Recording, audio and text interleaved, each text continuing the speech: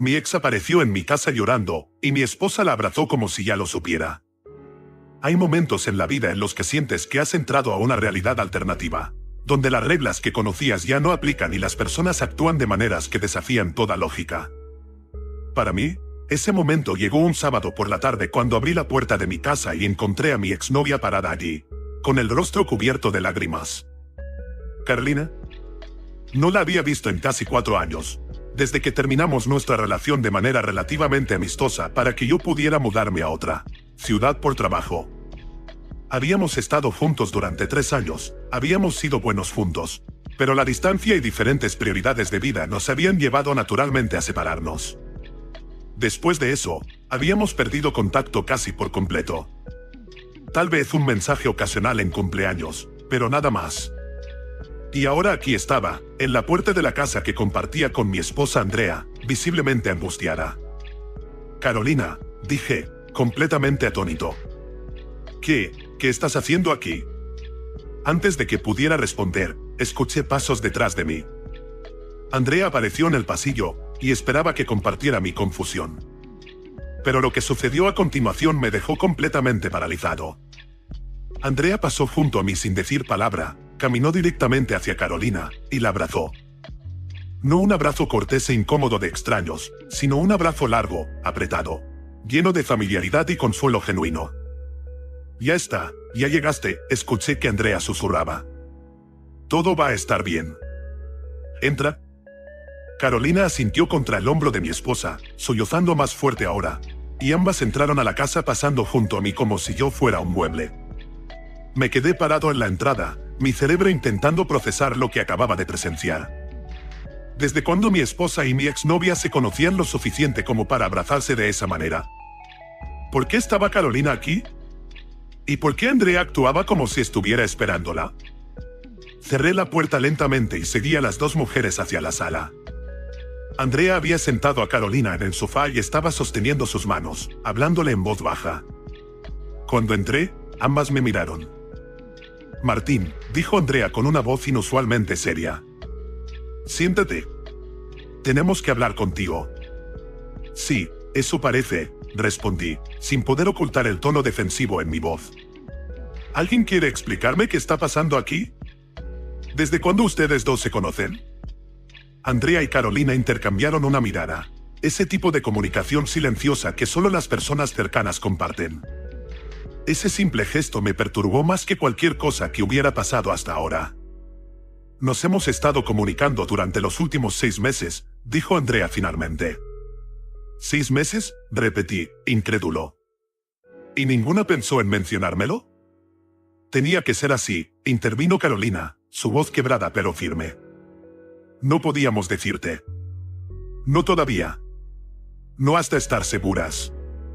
¿Seguras de qué? Pregunté, mi frustración creciendo. Esto es ridículo. ¿Qué posible razón podrían tener para hablar a mis espaldas durante medio año? Andrea tomó una respiración profunda. Carolina me contactó hace 6 meses porque notó algo. Algo sobre ti que la preocupó. Y como ella ya no estaba en tu vida de esa manera, me contactó a mí. Un frío se instaló en mi estómago. ¿Algo sobre mí?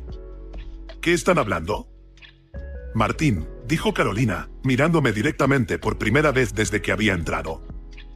¿Recuerdas a Tomás? El nombre me golpeó como un puñetazo. Tomás. Mi mejor amigo de la infancia. El hermano que nunca tuve. El chico con quien crecí, con quien compartí todos los momentos importantes de mi juventud. El que murió en un accidente automovilístico cuando teníamos 19 años. ¿Qué tiene que ver Tomás con esto?, pregunté, mi voz tensa. ¿Recuerdas cómo murió exactamente?, preguntó Carolina suavemente. Por supuesto que lo recuerdo, respondí, aunque la verdad era que los detalles siempre habían sido borrosos para mí. Sabía que había sido un accidente de auto, que había sido horrible, que cambió mi vida para siempre.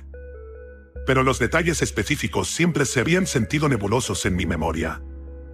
Carolina y Andrea intercambiaron otra mirada. Martín, dijo Andrea, tomando mi mano. Tomás no murió en un accidente automovilístico. El mundo pareció detenerse. ¿Qué? Se suicidó, dijo Carolina, lágrimas rodando por sus mejillas nuevamente. Se quitó la vida. Y tú estabas allí. ¿Lo encontraste? No, dije automáticamente, retirando mi mano de Andrea. No, eso no es cierto. Fue un accidente. Me lo dijeron. Mis padres me lo dijeron. Tus padres te mintieron, dijo Andrea suavemente. Para protegerte. Porque después de encontrarlo, tuviste una crisis completa.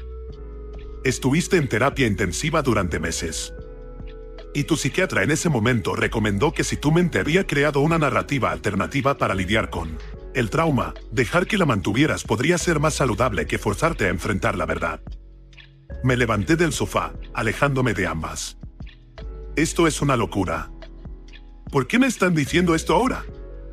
¿Por qué después de todos estos años?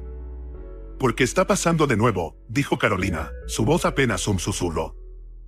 ¿Qué está pasando de nuevo? Tu manera de lidiar con el trauma. De reescribir la realidad para hacerla más soportable. Carolina se levantó, acercándose a mí con cautela. Martín, hace 6 meses, vi una publicación tuya en redes sociales. Estabas hablando sobre tu hermano menor, sobre cómo te visitó durante las vacaciones. Sobre planes que tenían juntos. Y, dije, confundido. ¿Qué tiene eso de malo? Martín, la voz de Carolina se quebró. No tienes un hermano menor. Eres hijo único. Siempre lo has sido. El piso pareció moverse bajo mis pies. Eso no es cierto. Mi hermano Diego, tiene 25 años, es ingeniero, vive en...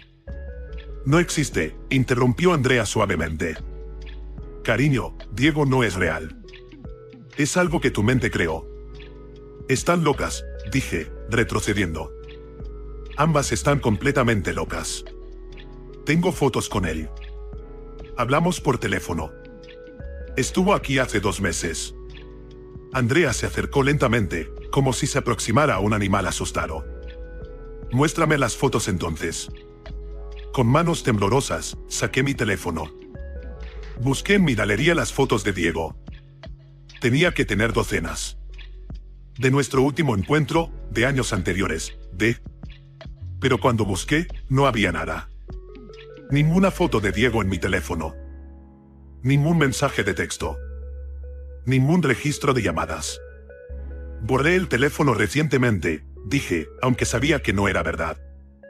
O las borré accidentalmente. Martín, escúchame, dijo Andrea, tomando mis manos nuevamente. Cuando Carolina me contactó, al principio pensé que estaba equivocada o confundida. Tú nunca habías mencionado a un hermano. Nunca. En 3 años de relación, nunca hablaste de tener un hermano menor. Eso no puede ser cierto. Llamé a tus padres, continuó Andrea. Les pregunté sobre Diego. Se quedaron en silencio por un largo tiempo. Luego tu madre comenzó a llorar. Me preguntó si estabas bien, si estabas teniendo episodios, de nuevo. Episodios, repetí débilmente. Carolina se sentó en el sofá, secándose las lágrimas. Después de la muerte de Tomás, tuviste varios episodios donde tu mente creaba narrativas alternativas. A veces recordabas eventos que nunca sucedieron. A veces olvidabas cosas que sí sucedieron. Tu terapeuta dijo que era tu manera de procesar el trauma, de protegerte de realidades demasiado dolorosas para enfrentar. Y creen que Diego es uno de estos episodios. No solo creamos, dijo Andrea. Lo sabemos. Martín, durante los últimos 6 meses, Carolina y yo hemos estado trabajando con tus padres y con un nuevo terapeuta especializado en trauma. Hemos estado tratando de entender qué desencadenó esto. ¿Por qué después de tantos años tu mente creó esta persona imaginaria? Él no es imaginario, insistí, pero mi voz carecía de convicción ahora. Porque cuando realmente intentaba recordar detalles específicos sobre Diego, sobre conversaciones que habíamos tenido, sobre momentos que habíamos compartido, todo se sentía vago, difuso, como tratar de agarrar humo. ¿Puedes decirme la última vez que viste a Diego?, preguntó Carolina gentilmente. Hace 2 meses, dije automáticamente. Vino a visitarnos para. Me detuve. No podía recordar por qué había venido. Para mi cumpleaños. Tu cumpleaños es en julio, dijo Andrea suavemente.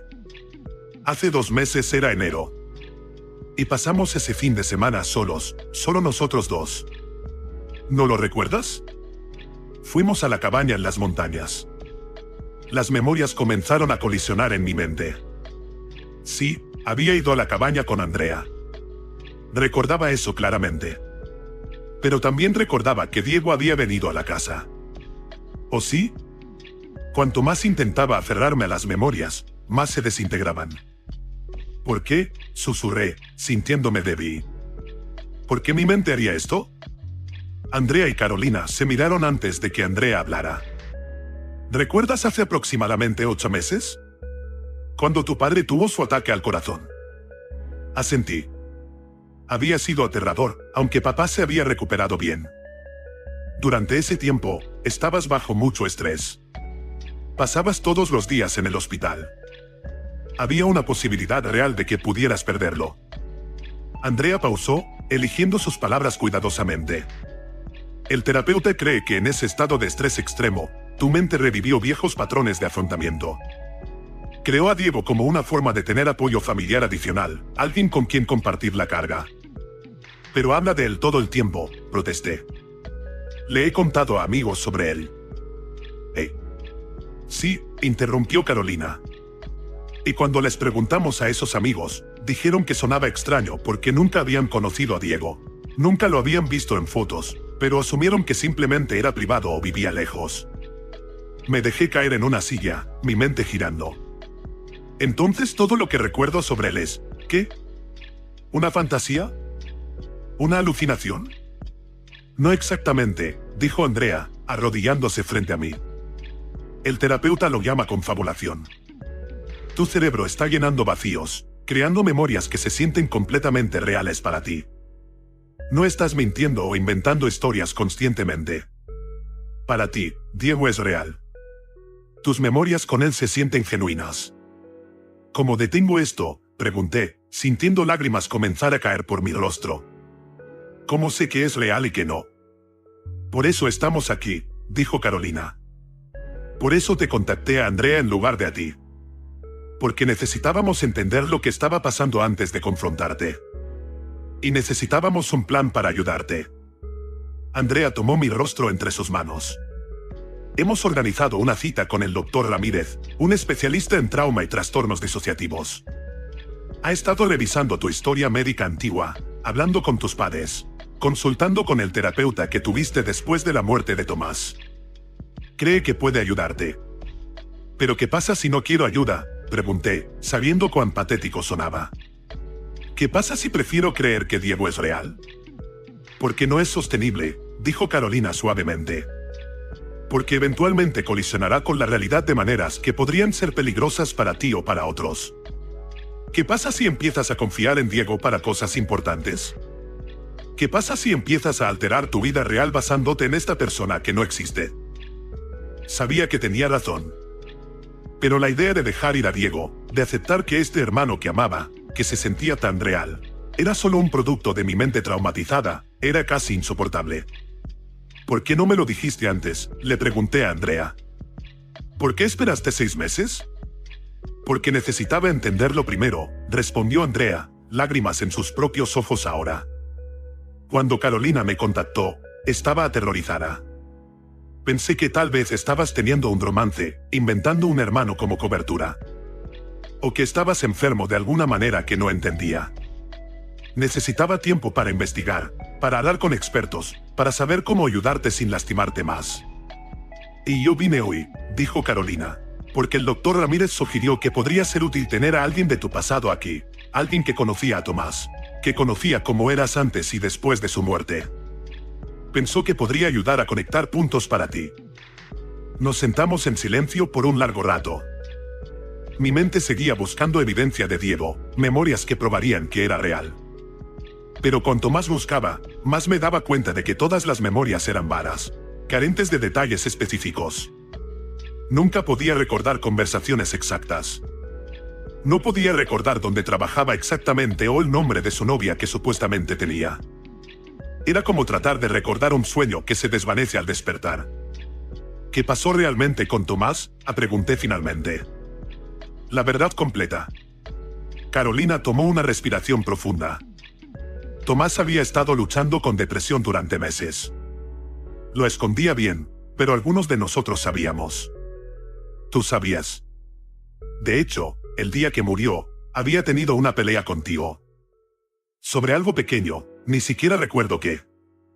Y te fuiste enojado. Y luego volviste a su casa esa noche para disculparte, continuó, su voz quebrándose. Y lo encontraste. Te culpaste. Pensabas que si no hubieran peleado, si hubieras estado allí, podrías haberlo salvado. Las memorias comenzaron a filtrarse, no completas sino en fragmentos. Una puerta. Gritos. El pánico de mis padres. Meses borrosos de terapia. La sensación sofocante de culpa. Tu mente reescribió la historia, dijo Andrea suavemente. Convirtió el suicidio en un accidente. Borró tu pelea con él. Te protegió de la culpa que era demasiado para procesar. ¿Y ahora está haciendo lo mismo con Diego?, pregunté. El doctor Ramírez cree que sí. Que bajo estrés extremo, tu mente revierte a esos patrones de afrontamiento. Crea narrativas más fáciles de manejar que la realidad. ¿Sanaré alguna vez?, pregunté, sintiendo la desesperación amenazar con abrumarme. ¿O siempre voy a estar cuestionando que es real? Puedes sanar, dijo Andrea firmemente. Pero va a requerir trabajo. Terapia regular. Posiblemente medicación. Y honestidad completa entre nosotros, sin más secretos.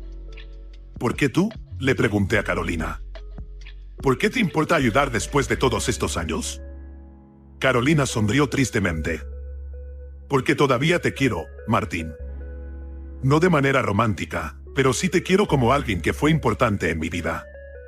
Y porque me siento culpable. Cuando estábamos juntos, sabía sobre tu historia con Tomás, sobre tus problemas con memorias y trauma.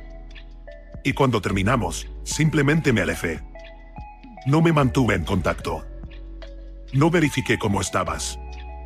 Y luego vi esa publicación sobre Diego, y supe. Supe instantáneamente que algo estaba mal. Reconocí el patrón. Así que contactaste a Andrea. Sabía que alguien cercano a ti necesitaba saberlo. Y Andrea es la persona más cercana a ti ahora. Ella merece saber la verdad sobre tu pasado, sobre los desafíos que podrías enfrentar. Miré a mi esposa, a esta mujer que había pasado 6 meses navegando secretamente un problema que ni siquiera sabía que tenía, que había consultado con expertos y coordinado con mi ex y mis padres, todo para ayudarme de la mejor manera posible. Lo siento, dije, mi voz quebrada. Siento haberte puesto en esta posición. No te disculpes, dijo Andrea, abrazándome. No elegiste esto. Tu cerebro está haciendo lo que cree que necesita hacer para protegerte. Pero ahora que lo sabemos, podemos trabajar en él juntos. ¿Sin secretos? Sin secretos, acordé. La terapia que siguió fue una de las cosas más difíciles que he hecho. El doctor Ramírez me ayudó a desenredar memorias reales deconstruidas. Me ayudó a entender los mecanismos de afrontamiento de mi cerebro, por qué creaba estas narrativas, cómo reconocer cuando estaba sucediendo.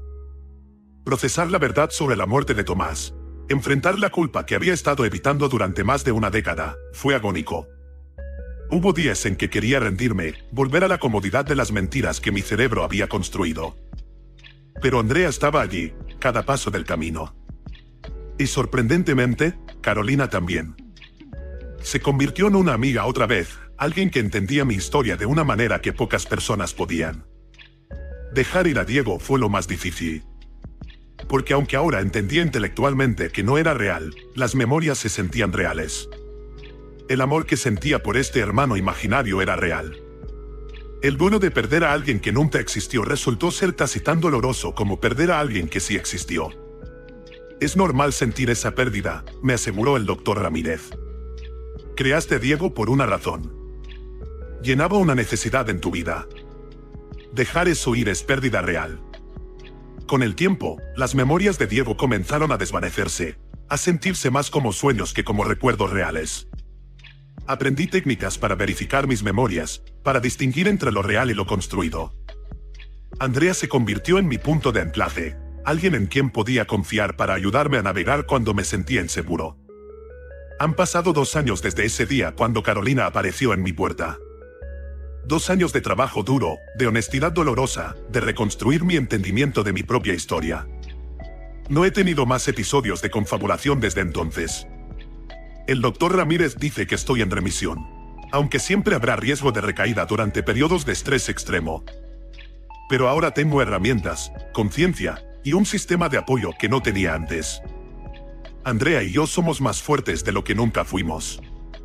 Pasar por esto juntos, enfrentar algo tan fundamental y aterrador, creó un nivel de intimidad y confianza que no teníamos antes.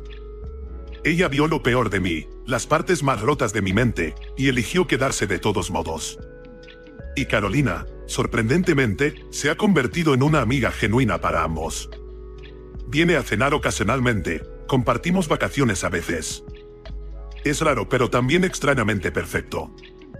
Ella entiende mi pasado de manera que otros no pueden. Y su voluntad de involucrarse, de arriesgar incomodidad para ayudarme, es un regalo que nunca olvidaré.